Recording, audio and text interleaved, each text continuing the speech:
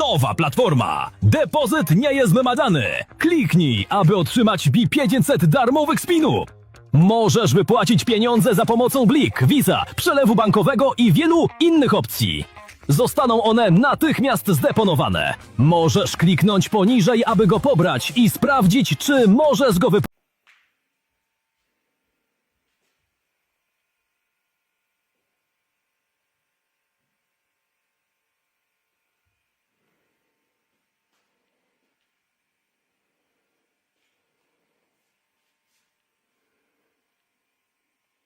Hey everyone, welcome back to the shop. The night is quiet. The only sound is the low electric hum of the old fluorescent lamp hanging above the bench and that deep, familiar smell of dust, oil, and decades-old wood that never really leaves these walls. In front of me lies a relic, a massive early 2000s computer monitor, the kind with a thick glass screen and a plastic case heavier than some modern televisions. To almost anyone else, this thing is electronic waste, something to be tossed into a dumpster without a second thought. But when I look at it, I don't see junk. I see a perfect 250mm disc of crystal clear acrylic that has been hidden from the world for 20 years, just waiting for the moment it gets to spin again. There's something almost sacred, almost meditative about rescuing objects the rest of the world has already written off. This monitor once sat on someone's desk while they sent their first nervous emails, watched grainy YouTube videos at 360p, laughed at stupid memes, maybe even edited their wedding photos. It was part of countless small human moments, and now every circuit board, every screw, every tired capacitor inside it is dead, except this one piece of acrylic that is still flawless. Tonight, that forgotten piece becomes the heart of a real workshop machine, a disc sander that will quietly, faithfully smooth wood long after both it and I are gone. We're not building this because I can't afford a factory-made sander. We're building it because only when you take trash in your hands, cut it, weld it, balance it, and finally hear it roar to life, do you truly understand what a tool actually is. A tool is not a product. A tool is a conversation between you, the material, and time itself.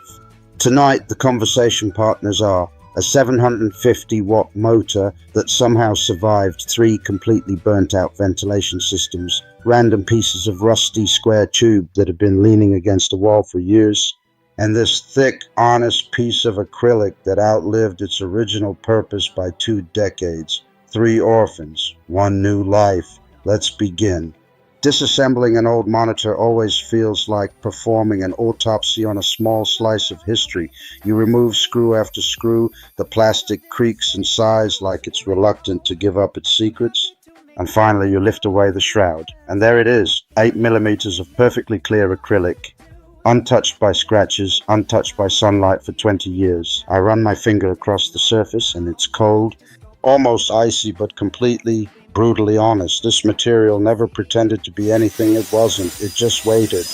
Cutting a perfect 250mm circle without a CNC or a laser is an act of pure trust.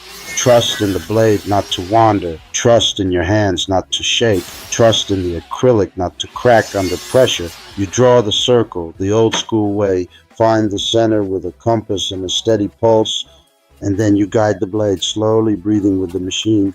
When the disc finally drops free, it lands on the bench with a soft, satisfying thud, the exact sound something makes when it is born for the second time. Down on the floor waits the motor. It looks tired, covered in dust and old grease, but when I cleaned the bearings last week, it spun as smoothly as the day it left the factory.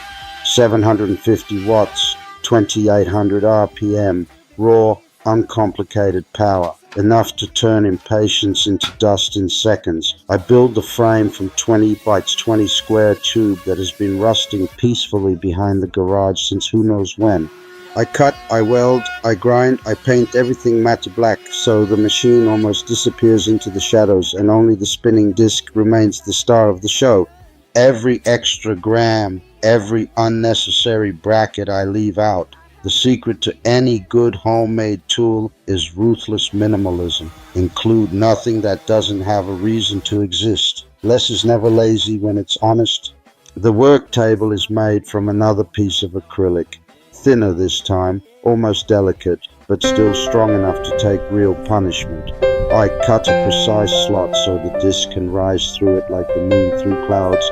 Then I add the angle adjustment, a couple of slotted brackets, a wing nut, and suddenly it tilts smoothly from 0 to 50 degrees. Nothing here is over-engineered, nothing is fragile. It's crude, honest, and accurate to within half a degree, exactly what you need and not a single thing more. Across the entire face of the big disc, I glue industrial-grade hook and loop. When the first sheet of 80 grit abrasive rips onto it, the sound is pure commitment, like tearing open a letter you already know will change everything. Under the table, I weld a simple 50mm dust port aimed directly at the point where wood meets grit.